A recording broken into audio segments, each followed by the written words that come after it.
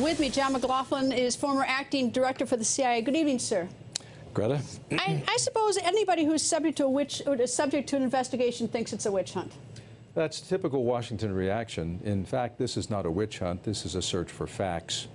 And I think in the case of President Trump, he's not had a great relationship with the facts. So I think it may look like a witch hunt to him, but it's really a search for facts.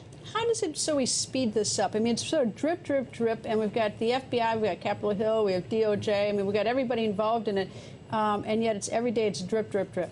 Well, I think it is important to get to some bottom line here, because as the public becomes more aware of this, I think their confusion about what's going on in Washington is going to deepen.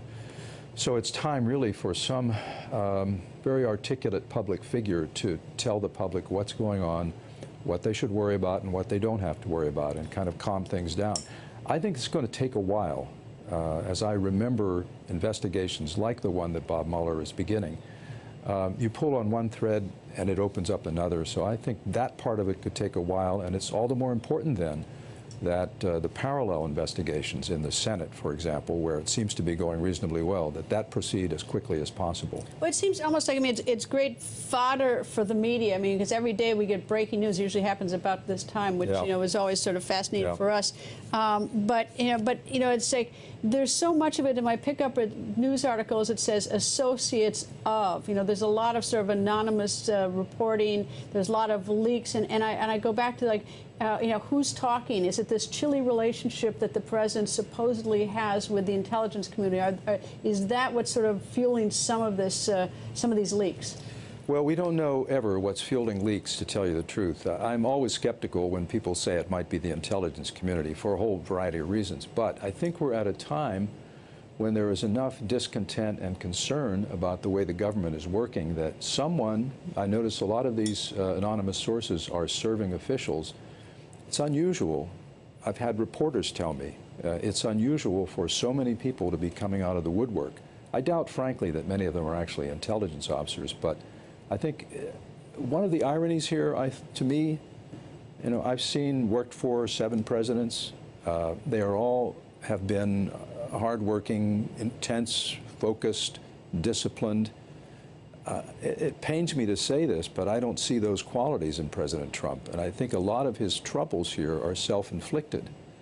And I think that is why we're seeing this explosion of drip, drip, drip. Are those because we've not seen this ever before. Those self-inflicted wounds, are they putting us in jeopardy?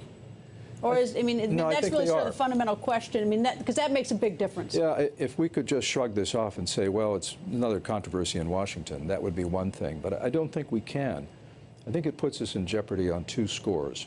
First, I think the work of Congress, legislative work that needs to get done in the interest of the American people, is being paralyzed by a lot of this because of the obsession with it.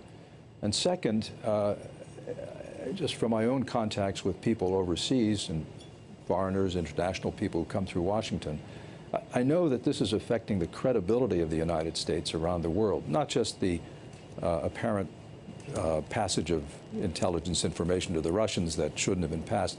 Leave that aside for a moment. It's just the impression of chaos in Washington. And importantly, here's a very important point. The President of the United States has to have moral authority around the world. When he or she speaks, people have to believe them.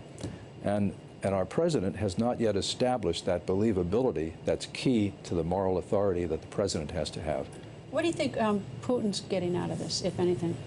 Well, I think I'm quite convinced that Putin finds this all satisfying regardless of the outcome. Even if it is established, and we have to keep our minds open, that there was no collusion between the president. There was meddling.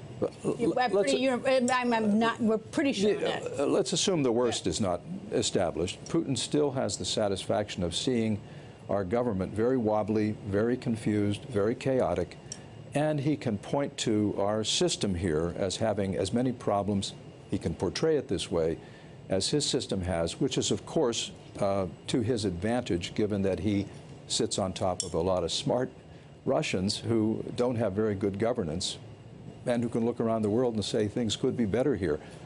The worse he makes us look, the better it is for him domestically. Sir, thank you for joining us. A pleasure. Hey there, I'm Chris Hayes from MSNBC. Thanks for watching MSNBC on YouTube. If you want to keep up to date with the videos we're putting out, you can click subscribe just below me or click over on this list to see lots of other great videos.